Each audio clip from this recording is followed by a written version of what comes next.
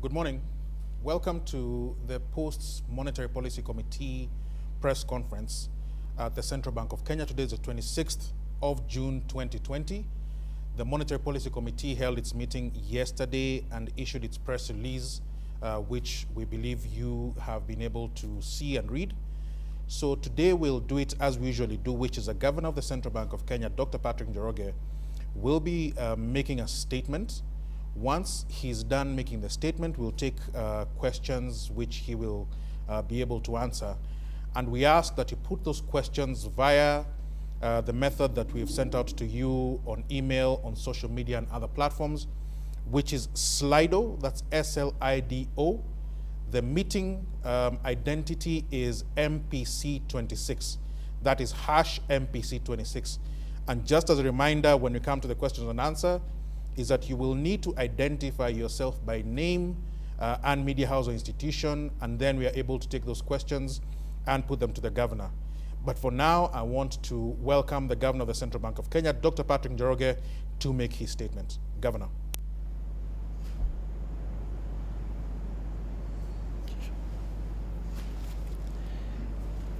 Thank you, Wallace. Good morning, colleagues, wherever you are. Yes, this is the post-MPC meeting briefing, and we welcome you in the various channels that you are connecting. So yesterday the MPC met, and this is the third in the series of the monthly meetings, April, May, and June, in the context of the COVID-19 pandemic. As always, the MPC examined all the significant developments and data that has actually come into, has been produced since the last meeting, and then assessed the appropriateness of the policies that are in place. So, as we always do, we'll begin with the first element, which was the global economic outlook, and this has worsened since the last time the MPC met. And as you know, just the day before, on the 24th, the IMF issued its update on the world economic outlook. And the global growth in those projections, or the global growth is projected at minus 4.9% in 2020. This is unprecedented. That's a large dip. And it is about 2% lower than the previous projections, that is the April projection. So within 3 short months, less than 3 months, the revision has been substantial and indeed a much worse outlook for the global economy. I'll not dwell on the details of that. I'm sure you have already looked at them in various ways and sliced and diced them. But suffices to say that the advanced economy will sink by a record minus 8%. The US will contract by an estimated 8%, and the euro area will also contract by an estimated 10.2%. These are large numbers. These are huge numbers. And of course, the emerging markets, which have generally been aligned with the advanced economies, in a sense coupled with them, they will be declining, contracting by 3%. China in particular will be growing at 1%, so positive number 1%, which obviously is a far cry from the large numbers that approach 10% that we have been accustomed to seeing from China. Sub-Saharan Africa will contract by minus 3.2, and I think I'll leave the other numbers for you to look for them in the relevant places. Interestingly, the world trade volume is estimated to contract by almost 12%. So this is amazing in terms of the magnitude and the contraction of world trade. So that said, it is clear that the world economy is, we are in completely uncharted waters. And the question is, what is the impact of all those developments on the Kenyan economy? Here I would say that there are certain differentiating factors for the Kenyan economy, and which we have generally called our sources of resilience. And in effect, if you have looked at if you have studied the Kenyan economy, you'll see that we do not always follow the rest of the world in terms of if there's a dip. There are other factors that, in a sense, stabilize us. And I want to mention those. Really, bottom line is that we are highly diversified. We are highly diversified economy, first in terms of trading partners.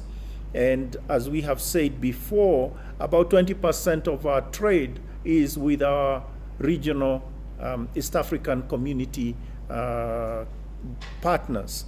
And about 40% of our trade is with the rest of the sub-Saharan Africa, or rather sub-Saharan Africa. So you can see we are more local or regional than maybe countries that are directed or have a very strong link with one large or small trading partner, China, US, UK, etc.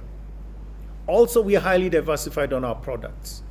So, for instance, we are not primary exporters, oil, metals, and things like that. Rather, we export a whole range of items, tea, horticultures. Of course, not just merchandise exports. We also have services exports, and tourism is a big one, but also other forms of service exports, such as insurance and things like that for transportation and other such things. We are also highly diversified in terms of our sectors. Agriculture obviously is significant, but also there's a lot of diversification if you think of the sectors in the GDP, or rather production sectors. We are quite diversified. But I think also if you think, we also have a strong domestic consumption component. So in a sense, we are not just highly dependent on export. And in some sense, this has helped maintain our projections of GDP, even as the rest of the economy has sagged much more as indicated in the projections. So I want to mention a few things now. In general terms about our economy, now coming to the domestic economy, and in general terms, all indicators are that we had a big dip in April. So the economy, in a sense, slowed down in April. And I think this aligns with what you as viewers, as commentators, would have seen. That is when we went into lockdown in our own way, or the partial lockdown, restricted or cessation of movements and all that, the curfews and things like that, which were introduced in March, but we got the full blunt of them in the month of April. But by all indications, actually, May, the economy is bouncing back in May. And I want to make those points and illustrate it as just now. So, for instance, in agriculture is showing very strong performance at this point in the crop cycle. So, for instance, in terms of tea, we have had very high deliveries and exports as well. So, in terms of the tea production, it has almost doubled in April relative to April last year. So, for instance, tea production was 49.6 or 49,656 metric tons in April, relative to 26,131 metric tons in April 2019. So it reflects very favorable weather. and obviously relatively stable prices. I'll talk about the exports in a minute, but I think the point here is that you can already see production is at a much higher level, increased by 90% just that month. Now, the other things we can talk about, the volume of exports actually, it has averaged in the period to the second week of June. The volume of tea exported so far in 2020 has averaged 11,000 tons, 11,000 tons per week, which is an increase from 9,000 tons per week on average for the same period in 2019. So you can see tea has has actually been on the upswing during this period. Of course, the average price of tea was around $1.99 per kilo so far in 2020 compared to $2.08 per kilo in 2019. I wanted to give you some specific detailed numbers, but there are other numbers that I will touch on as we move on. Milk deliveries, for instance, we are still talking agriculture. These were down in January, February, and are now very strong were very strong in the months of March and April. They grew respectively at 6% and 18.4%. Those are milk deliveries. Horticultures, I'll talk a bit more about them when I discuss exports. Maize and wheat. This, you know that in the various places in the regions that are maize growing, for instance, and wheat growing, maize is sort of at the tassel stage. There are some that are knee-high, but most of them are at the tassel stage, and they look good in terms of expectations of production. So in a sense, if this continues, we may get a very good crop, one of the better crops in recent years. But of course, it is only on the basis of where we are this crop cycle, in the crop cycle. So I don't want to continue with more of those numbers. We have them. But I just wanted to give you a sense that the details of the leading indicators that we looked at actually are showing that there is a reversal or a strengthening from April from the month of May going forward. So May and so far in June. I want to move on now to the external sector. But I think before doing that, I would say that we expect we'll make revisions on our GDP numbers in the next couple of weeks. Obviously, we expected we would want to include the new outlook, the global outlook, but also we expect to see the first prints or the first numbers of 2020 Q1, the first quarter Q1, and we expect to see those next week. The National Bureau of Statistics should be issuing those, but the leading indicators actually that we have looked at for the month of, for the first quarter, show a pretty strong first quarter. And again, as I say, April seemed to be, was weak, but the indicators in May and so far in June are actually quite positive. We switch now to exports and more generally the external sector, the balance of payments.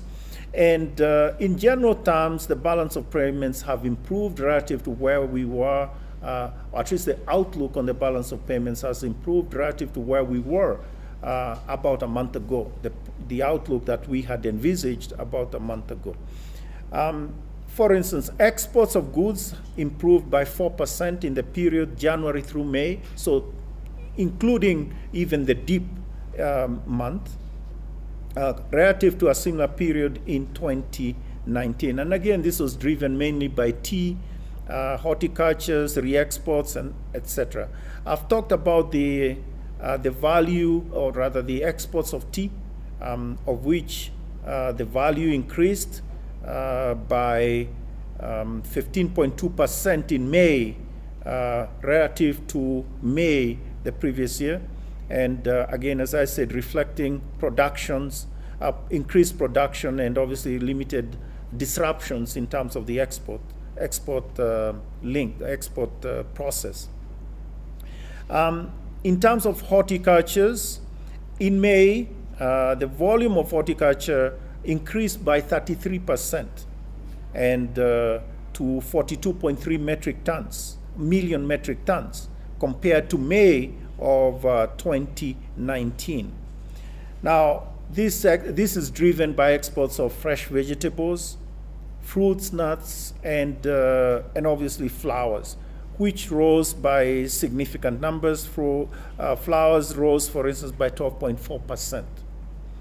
And reflecting really demand from the key markets. As those markets reopen and people go back to a more normal sort of lifestyle, and of course also reflects adequate cargo space and the measures that have been put in place locally by the government to maintain these cargo flights during this period. The value of horticultures in general, exports increased by 22.8% in May to US $75.3 million compared to May last year. Earnings of flowers, as I said, also rose appropriately. So this is significant, but maybe to mention a few things about the flower industry. In June, we have numbers obviously in the second week of June. The latest information we have is that the orders are almost at normal levels. So they've come up, the orders, they've come up to about 85 to 95% of where they would be. And this improvement, of course, reflects several factors. One is, of course, the increase in demand in the global markets, and also the expiry of various supply restrictions, which we mentioned last time, and the adequate cargo space. And even though we expect that the third quarter is usually a slow season for flower exports, the industry is expecting better performance than 2020. So on the whole, the numbers in terms of those key exports are positive.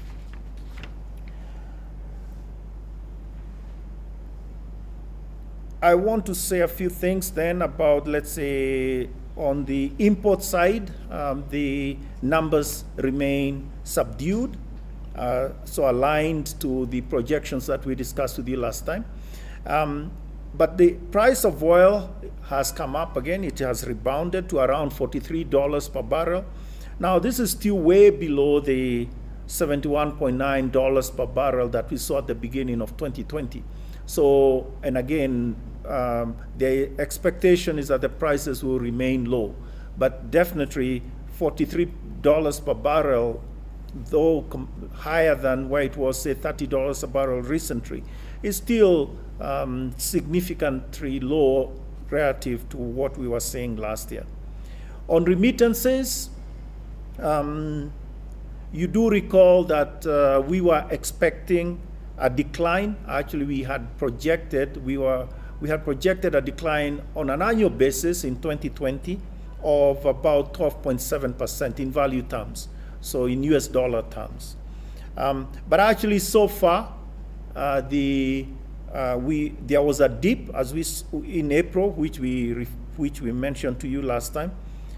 It dipped. The remittances that we were receiving dipped to $208 million. But actually, it has recovered in May to $258 million. So the decline really, or rather the increase, the decline in April was really pronounced, particularly because of significant declines in remittances from South Africa.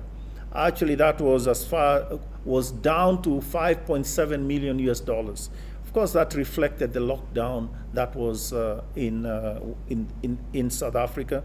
But that has now rebounded, and in the month of May, we had remittances from South Africa amounted to 15.2 million US dollars. And there was also an increase of remittances from the US. So this, of course, reflects the more relaxed, let's say more normal, or a return to normalcy in those economies. But another element is the channels that we are using. You can imagine that what has also happened is that there has been an increase actually over the last 1 year. You can now send money directly to a specific fund, that is your family, wherever they are, from the US, from South Africa. And that, obviously, that channel has been quite expeditious, or has been quite useful during this period. Bottom line, we have not revised the balance of payments. We want to obviously first revise the GDP, but bottom line is that we are maintaining the current account projection of 5.8, a deficit of 5.8 in 2020. But one could say that actually the points I've mentioned show that there is some sort of upside risk, meaning things will probably be a little better on exports, or for that matter on remittances, etc. But we will wait to make the projections, to revise the projections when we have a bit more data. Moving on, I now want to say a few things about the banking sector, the financial sector more generally. During this COVID period, the objective has been protecting the balance sheet, really, of every institution. And I would say that this applies not just to the banks, but it applies to all institutions across the board. Now, this is protecting your tangible and intangible balance sheet, if you may. So, for instance, on the intangible side, this relates to people. So banks, for instance, have been applying the pandemic protocol and guidelines that we gave them, guidance that we gave them during this period, and have been working with us to ensure that the risk towards people, and indeed also in terms of their operations, are minimized. So this means, for instance, being very careful with, specifically, I'll leave it there, with regard to the front-facing staff, that is staff in tellers and etc., how cash is handled, and also separation of teams, which ensures that there will be continuity, and other things like that. We have had to close some branches when indeed there had been some, let's say, some staff members had been, let's say, contacted because they have been in contact with somebody who had tested positive for COVID-19, and so we have moved or the banks have moved aggressively to close that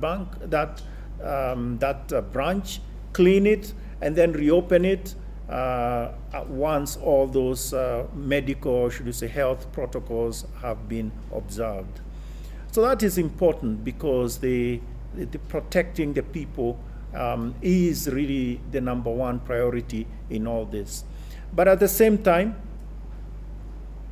as we have moved ahead to protect the people, the business practices have also changed. So, for instance, there has been more business is being conducted outside the banking hall. And I'll quote a few numbers here. So, for instance, before the crisis, that is for, say, January to March of this year, 88% of transactions, that is bank transactions, were being conducted outside branches.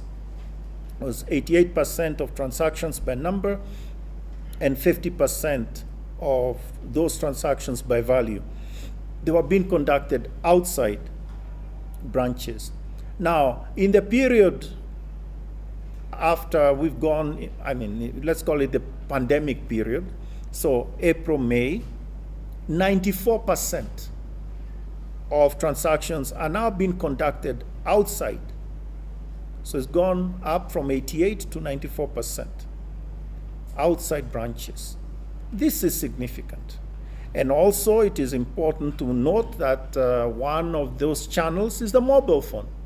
So before the pandemic period, 44.4% of transactions were being conducted on mobile phones.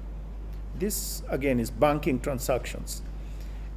But during the pandemic period, 61% of transactions are being conducted on the mobile phone. So you can already see that there is significant movement towards digitizing, or digitization as it were. Maybe that's not the correct word technically, but movement towards transactions on the mobile phone, or let's say outside the branch, outside the branches. Now this is significant for us, and one could argue that if there are other countries are moving to where we are, so we as Kenya, with the rails that we have, we should really take advantage of the rails. And in this case, it really means taking greater advantage of the let's say the infrastructure that we have. And the infrastructure is there. It just requires encouragement, and you'll see a lot more transactions moving that way, as we have already begun to see. Within 2 months, this is a significant movement. Restructuring of loans. This was also a significant development, as we mentioned. So personal loans, for instance, it was mentioned in the press release, about 199 billion Kenya shillings worth of personal loans, which is about 25% of total personal loans. Total personal loans are 795.2 billion. So those have been restructured. So 25% of personal loans have been restructured.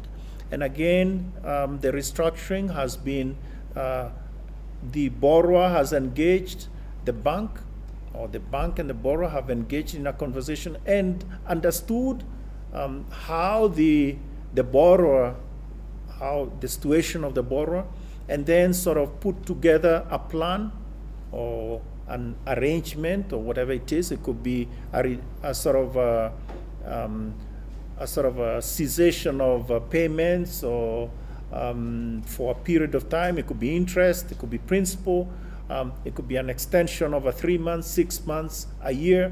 That is being done in the context of those conversations, with the banks. Loans in general, 679.6 billion Kenya shillings worth of loans have been restructured since we started. That's 23.4%.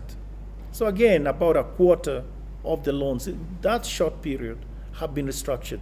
The overall loan book is about 2.9 trillion.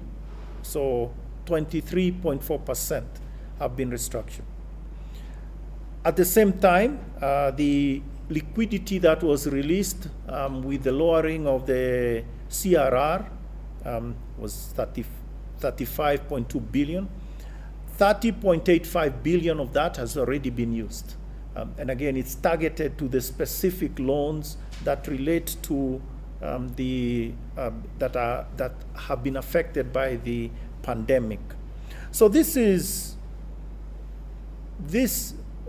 really, this was assessed by the MPC as sort of the development that actually they had in mind when all these changes were done, a couple of months ago, and in a sense they welcomed the implementation and the outcomes that are already there.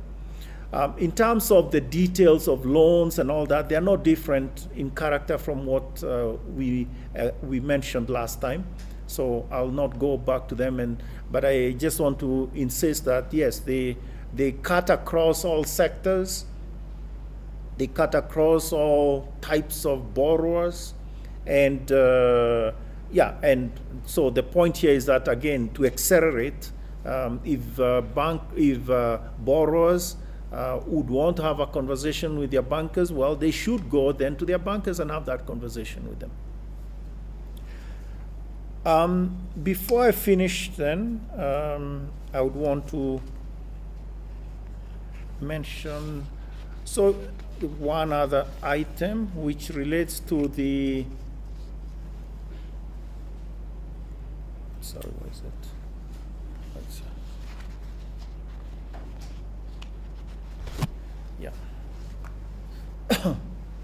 So the other development, recent development in this, was the review of emergency measures to facilitate the mobile money transactions.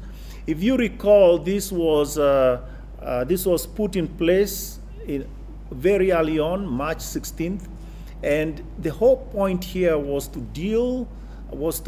encourage the use of mobile money transactions instead of cash. And this is related to the issue of reducing that risk.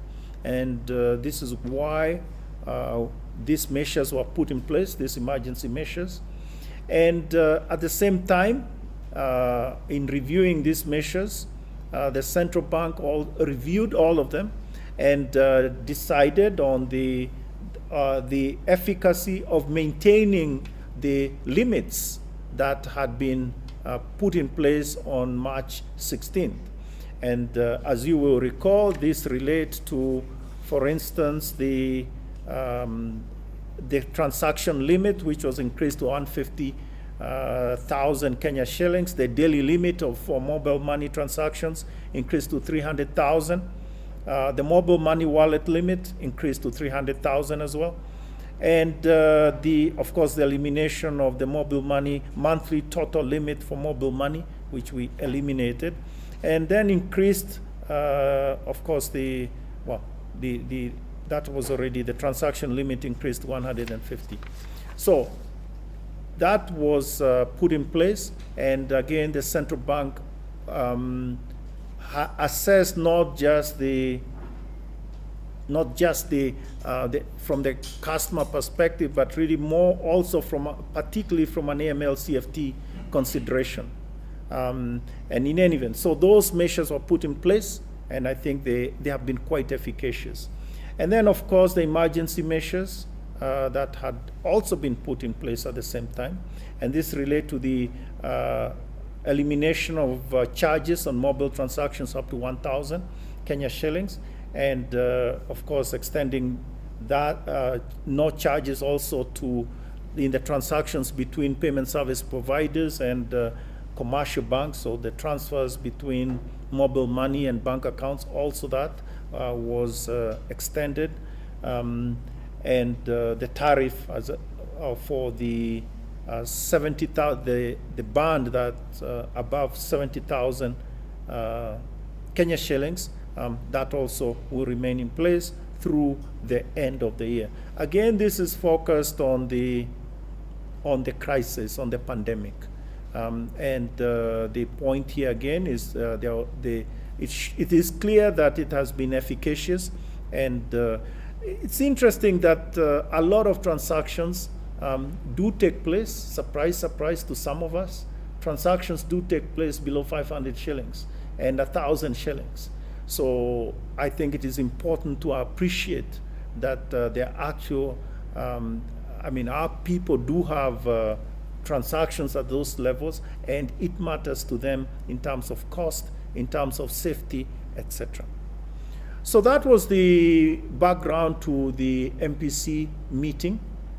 And as was mentioned, you did see the press release, and the MPC did look also at other factors, including the fiscal measures that have been put in place, and looked at this favorably in terms of the stance of the fiscal policy, and decided to wait to see all these policies continue to produce their effect, and particularly the fiscal measures that will begin or will be put in place from July 1. So I'll stop there and take your questions. Okay, thank you, Governor. That was Governor Patrick Njoroge. In terms of giving the statement post the MPC, or the Monetary Policy Committee meeting that happened yesterday.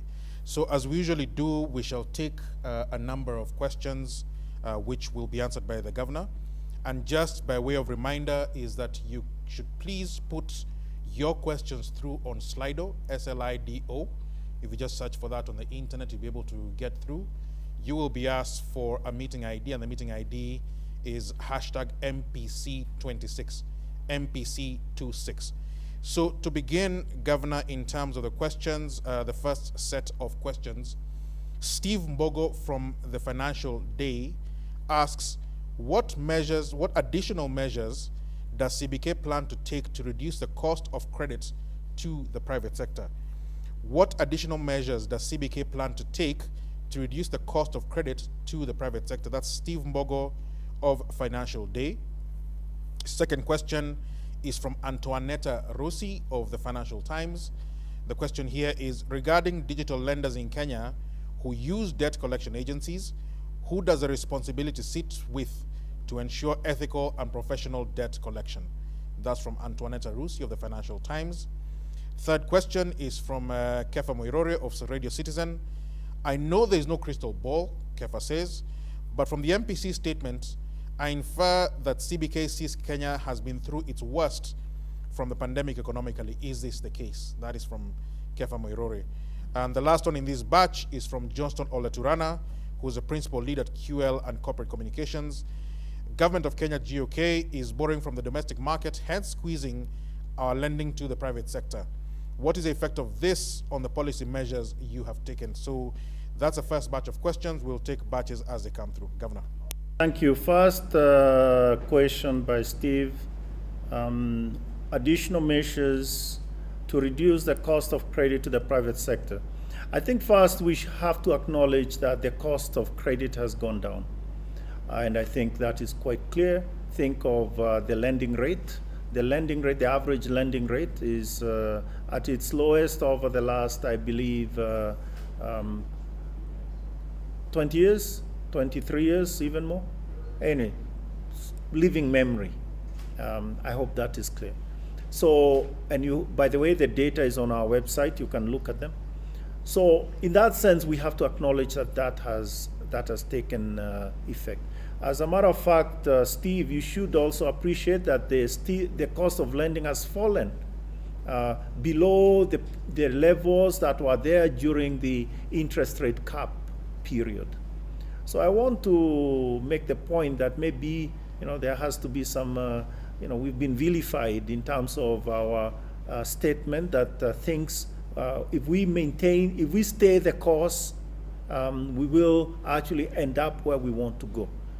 It is obviously very important to get to a point where we have, which is where we are going and where we are heading, that the cost of credit is affordable and is obviously related to the correct pricing. So that is the one thing. Now, going forward, I think there are many points that we have mentioned. And we want to continue. So we will continue with the same sort of directions. And just to remind you, first on that is the whole point of ensuring that customers have good information. So transparency. So you know what is going on, meaning what are you being offered and how it relates to others. That will help you. That will help give you correct pricing. We've talked about the issue of risk-based lending. That is important. So I will borrow based on the pricing of my loan will be based on my risk, my how much risk I have in terms of my plan, not in terms of how I'm going to use the lending, meaning the riskiness of the project, etc. Also the track record. This is where the CRBs come in play. So how credit worthy am I, and so forth. All those things, and of course we have a huge. We have already begun that whole conversation about customer centricity. All these things are important. Of course, there's also the other side, which is the banks themselves need to be more efficient. And this relates, for instance, to what has been going on, which is strengthening them, strengthening their business models, and ensuring that they have practices that are much more innovative. They use more technology and things like that. So all that is going to bring the cost of credit down. But I want to say that it's not one-dimensional, Steve. It's not one-dimensional, meaning the outcome we want isn't just a lower, or should we say more appropriate cost of credit. No, it is also an issue of how they behave with regard to customers. So it is actually a much more multidimensional sort of outcome that we are pursuing. The question about debt collectors, all I can say is that we as a central bank do not regulate debt collectors. And they are licensed by some other entity. I don't know what's the name of the entity at this moment. What we regulate, of course, are the commercial banks, the PSPs, and also when the banks and PSPs have contracts with other entities that are significant, we also have sight of that. But whether or not a debt collector uses highly unethical maneuvers, obviously that is not something that is directly in our reach. You may also be talking about online lenders that we've talked about, the so-called credit-only online lenders, and that's a whole different kettle of fish. And that we have been discussing for a while, and we have made the point that those are entities that need to be regulated in an appropriate way, and that is something that we have embarked on that journey. Moirori Kefa is talking about a crystal ball. Yeah, absolutely. We don't have a crystal ball, and I don't know when you say that your reading of what we are saying is that the worst is behind us. I don't know. I wouldn't be so categorical. Why?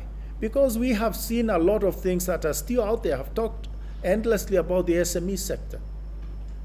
I mean, go and look at the SME sector, Moirori. Those entities are obviously, it's hard to say that the worst is behind them. Just yesterday we had Gikomba burned down. But even others, I mean, you talk to people, you go down the road go down the bypass, you see people who are lawyers, who are accountants and all that, sort of in this hustling environment where they are selling vegetables or whatever else it is.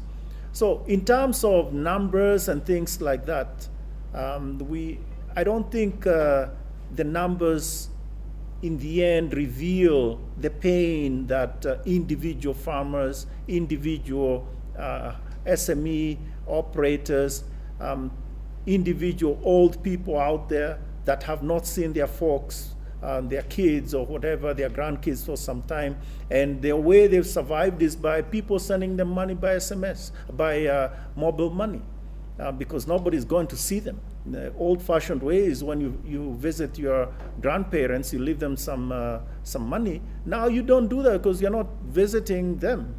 So I think the point I'm making here is that in one dimension, maybe what we need to say is that the expectation that we are going to sink really much farther is that has not been borne by reality or indeed the numbers. But in terms of the pain, in terms of the worst that we can see, it's still with us. And this is why we cannot, we need to make haste and deal with those specific things. Of course, there's the second issue, which is, are we out of the woods in terms of the health, the defeating this enemy, COVID-19? We know very well that we are not. And the Minister of Health has told us that many times. And so we cannot say, well, okay, we've turned the curve and everything is okay. As a matter of fact, globally, we are not. We are not out of the woods. As a matter of fact, the numbers are getting worse in the countries that opened up. So we don't want to be so bullish, I would say even foolish, as to say that the worst is behind us. I think our job is to be much more cautious. We need to be cautious. At the end of the day, it's not GDP that matters. It's the lives of people. And that is really what we should be focused on. Of course, we have business to, in terms of ensuring that the economy moves so that people can actually get their livelihood in order and get money to move on with their lives and all that. So that is important. That's why we're doing that. But we cannot be blind to the other side, because that's what that's our business as well.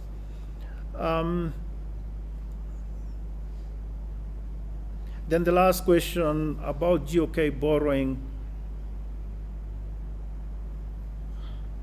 I don't know, Johnston. You're asking that your point is GOK is borrowing from the domestic market, hence I like that. Hence squeezing our lending to the private sector. I don't know about that. When we started off the year, the borrowing by GOK, and if you want to think of domestic borrowing in terms of net domestic borrowing through T-bills and bonds, the number was 389 billion. As a matter of fact, was revised up to 409, so 20 billion, right? So 409. And today, based on the outcomes of yesterday's Treasury bill auction, they will be exactly at 409. Well, okay, change, with a bit of change, right? So 409. So I don't see any squeezing out of the private sector. This is the old-fashioned crowding out story, basically. So Johnston, I don't think there's that crowding out story. As a matter of fact, banks are highly liquid, and really they can lend, but they are not lending. That is the state of play in the thing. So I don't think the issue here is to say that GOK borrowing should be reduced so as to create more room for the lending to the private sector. On the contrary, you present the banks already have enough firepower to lend. And yes, we are starting the fiscal year next week. The new fiscal year, there'll be a target which will be publicized. As a matter of fact, it will be in the budget. So once the budget is approved and all that, then that target will be on course. But I don't think that number, as you looking at the numbers that were in the budget, it doesn't appear like that number will be an extreme number that will squeeze out the private sector. So the private sector will have ample resources. So it is your business to go out there and convince the banks, give them a proper plan, and give them your credentials in terms of risk worthiness and track record, and you'll get what you want in terms of credit. Thank you. All right. So the second set of questions, the first one is from Kefa again. Actually, these ones are people who have asked before, Kefa and David Habling. But to begin with, Kefa, this is from Radio Citizen. Headline private sector credit growth year on year remains strong. However, what has been the effective credit growth month on month from March to the present? That's from Kefa Moirore. David Herbling from Bloomberg News asks 2 questions. First one is, how much in net domestic borrowing has Kenya taken so far in the fiscal year 1920? I believe, David, that's just been answered at the tail end of the governor's last response, but if the governor wants to respond, to put an additional response, obviously he's free to do so. The second question from Herbling is, has the CBK developed the risk index that will be used by KDIC in the risk-based framework? What is the formula used in scoring banks? The last question is from Marceline Gatebi of KCB Capital, and she asks, based on the current trend of short-term papers, the 91-day Treasury bill currently below the CBR, that is a central bank rate, what do we expect in the coming days with the monetary policy actions? That last question is from Marceline Gatebi of KCB Capital. Governor? This one will be quick. Kefa, you want the growth. I think you have them, but just to get it from me, the credit growth for private sector credit growth was at 8.1%. I think that's the number, 8.1% in the month of May, which has dipped down from 9% in April and 8.9% in March. Obviously, this has come up from where it was, even in the 2% range. So, Kefa, this has been growing, and you've been watching this over the last, I guess, over the last 2 years. So I'll leave that. But I think the point again is that credit growth is constrained in many ways by the environment, the economic environment that we are in. So in that sense, it is important to appreciate that it is 8% in a very hostile environment for lending. So I leave that. CBK developed a risk index. This is from Herbling. That will be used by KDIC. David, I answered this question last time. So I told you when we are ready, we'll let you know. So I don't think I want to anticipate things. So no need to ask a hypothetical question. When things are ready to be revealed, they will be revealed. Then the next one is about net domestic borrowing. I already answered this question just now at 409. That is the number which should be the final number for this fiscal year, and the target was 409, so we ended up smack on the target. If you want more on that, you have it on our website. What else? Marceline asked the question. You see, Marcy, this was just one auction where the rate fell below, or just below, say, the CBR. I hope you understand that we don't have point projections. You are working for a capital fund, so you should know this. It's not a point target, kind of thing. Things happen in the market which have nothing to do with or have little to do with the other factors. I mean, if Marcy, you put in your bid at 6%, sure, the bid will be accepted, and you have your reason for the 6. Maybe you have other issues, other factors that you are dealing with. So it is a bit, I mean, I find it a bit excessive if we actually think that there's only one reason to to invest, which is, the return. It doesn't work that way, and you know that. There are other reasons. You can use T-bills for many other things. And so maybe you had to do that, and therefore you put in a low bid because you really wanted to be sure that you're getting that specific investment. So what point am I making? I'm making the point that the yield curve is not a sort of a very thin line all through. And numbers change from one auction to another, but it remains somewhat, let's say, in that particular area, meaning it remains invariant, even as it moves a little bit from one auction to the other. So I don't think we should put too much weight in a particular movement, because there are many other factors that drive the bids and indeed that drive the shape of the yield curve. I think I've answered those questions. I believe so. So we'll now take the third set. This looks like the penultimate set, going by what we're seeing coming through on the platforms. So I'll begin with a third set with Otiato Guguyo of the Business Daily. Otiato asks, the waiver on transactions has affected 80% of transactions. I believe, Otiato, you're asking about the mobile transactions. How is CBK addressing the concerns of the business foregoing 80% of their revenue? That is the manner in which Otiato asks his question. Mbithe Wimmer from Metropole TV is asking, will CBK continue to issue T-bills, that's Treasury bills, to fund government operations, or will T-bonds or Treasury bonds take over as a sole source of funding for the domestic market or from the domestic market? That is Mbithe.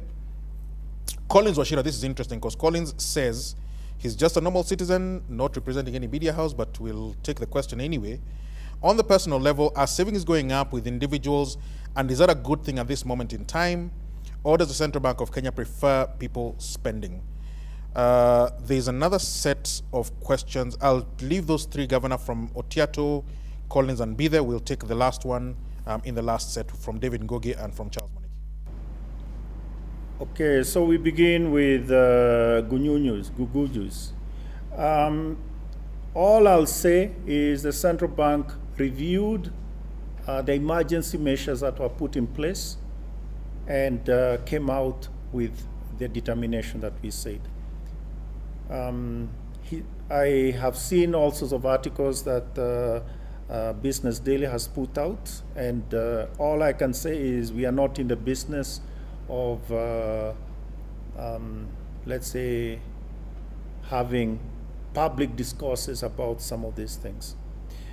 The next question, well, I'll take it from the top, okay? So, Mbithe, will CBK continue to issue T-bills to fund government operations, or will T-bonds take over? The point here, Mbithe, is that the T-bills are very important, and sure, they'll always be there. They'll always be there. So what had happened is that there was a huge, let's say, increase in the share of T-bills was rather high.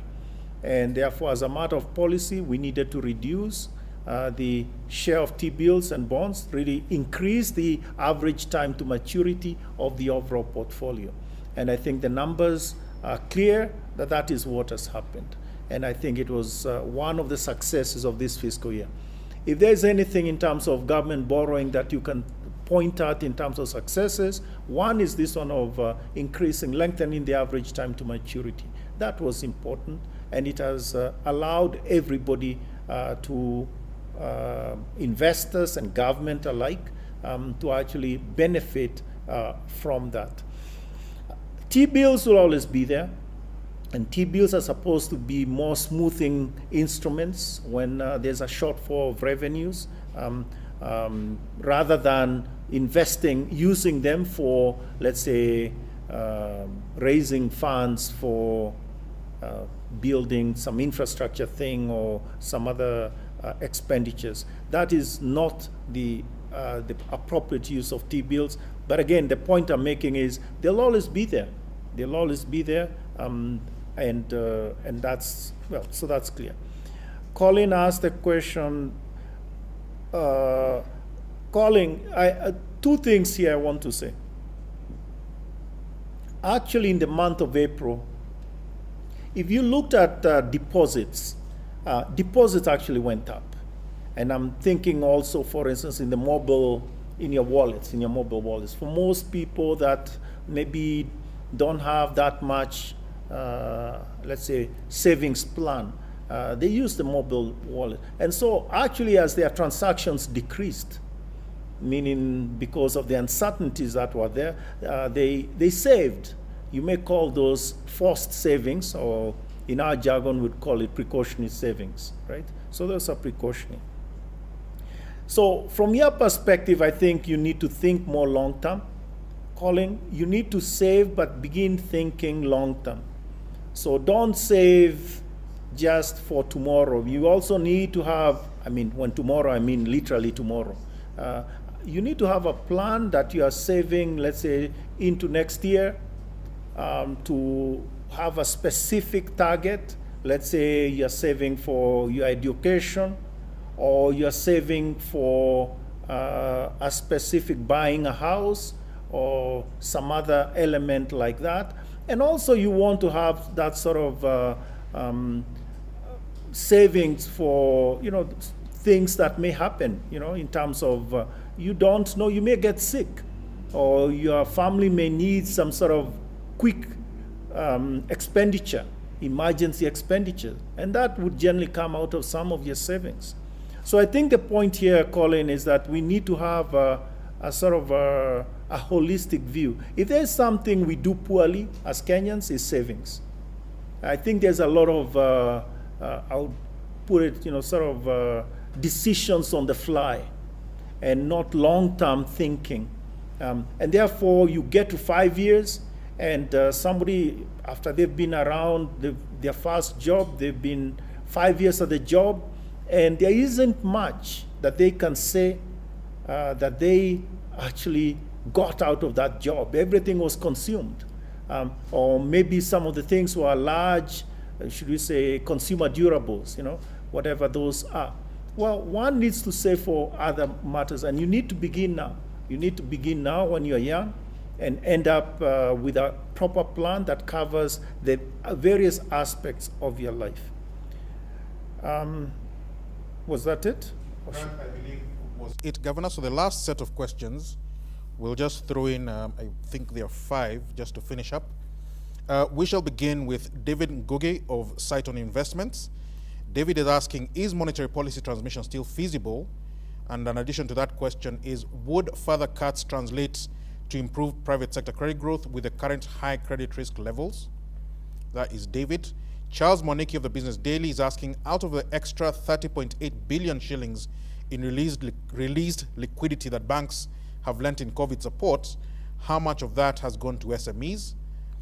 Betty Kiptum of KBC is asking, how feasible is the external borrowing target set in the 2020-2021 budget based on the current global economic recession, and how accessible will the funds be? Julio Wino of Capital FM, Governor, could you comment and advise on this discussion on a loan restructuring? Are mobile loans included in the basket? If not, what should borrowers expect? The last one, I think, let's just wind up with our friend David Herbling, who asks, where do you see fiscal deficit in this fiscal year 1920, given revenue underperformance due to the virus? Okay, fine. Beginning from the top. As I said, well, let's begin from the specific answer. Monetary policy transmission, which is what he's asking, but I guess he's asking whether efficacy of monetary policy. Do we see that as something that remains? And the answer is yes. Maybe not through the channels that are the standard channels, but other channels as well. So yes, monetary policy remains efficacious. And again, as you have seen, there has been, the economy has been buoyed, meaning kept up, through a lot of, I would say, the monetary policies that were put in place. So I think the quick answer with that is yes, it remains efficacious. So monetary policy remains efficacious. However, I guess the point he was asking, the way he's asking it, he's asking about interest rate cuts, whether we can continue with interest rate cuts going forward and so forth. And I think the point here is interest rates, and I answered this question, I think, last month, in a different way. This was the question this was the first question, actually, from last month. And the question there related to interest rates. Can we continue, is there scope for further cuts in interest rates? And my point is, it isn't just interest rates, it's actually a package. We did some work on the CRR, for instance, and that has been very efficacious. We also have done a lot of work on the repo, for instance, extending the repo to 90 days, right, from 28 days. There have also been other measures that we have discussed before. So taken as a package, taking all this as a package, this is all the scope or the remit of monetary policy, and it remains efficacious. The issue isn't just having a number, private sector growth going up from 8.1 to 9. That is not the only thing that matters. And I think I explained that earlier before. The point also is you mentioned the risks. And those risks are there. And we have to deal with them appropriately. It means the lenders, the banks, need to understand the risk and be ready and willing to measure them and deal with them. So in a sense, not walking away just because a customer has a certain level of risk or whatever. They need to deal with that. For instance, one of the things we've been talking a lot about is the SMEs. I go back to the SMEs. And it isn't just credit that matters. One of the key elements about SMEs in order for them to survive is having let's say, orders. So, and some of the SMEs, let's say tailors and things like that, are making masks, the masks that we are wearing now, and that is useful. So it isn't just credit. There is the other component. As a matter of fact, as you know, one of the things that is clear in this crisis is the supply chains that have been disrupted.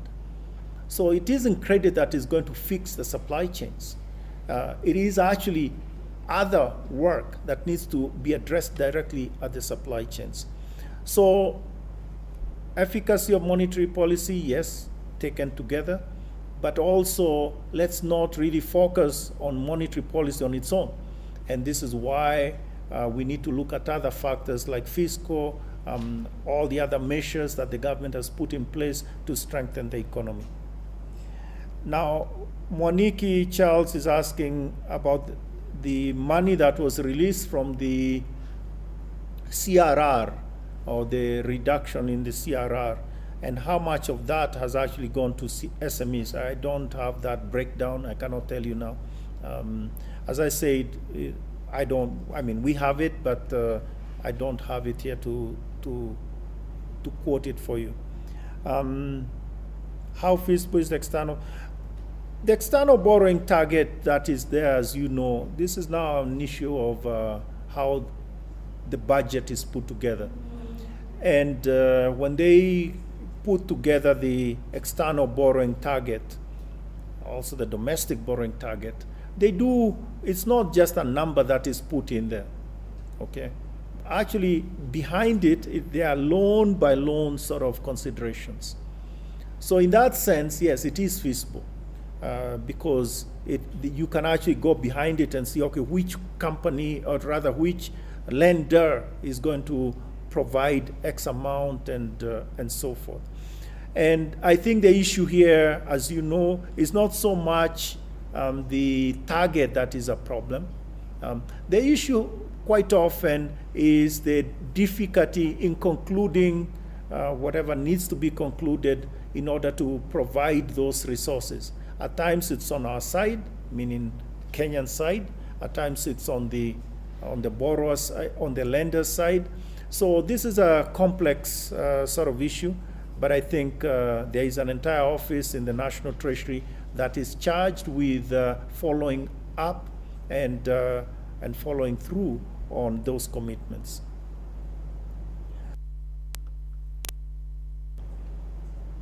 Now, in terms of mobile loans, again, talk to your banker.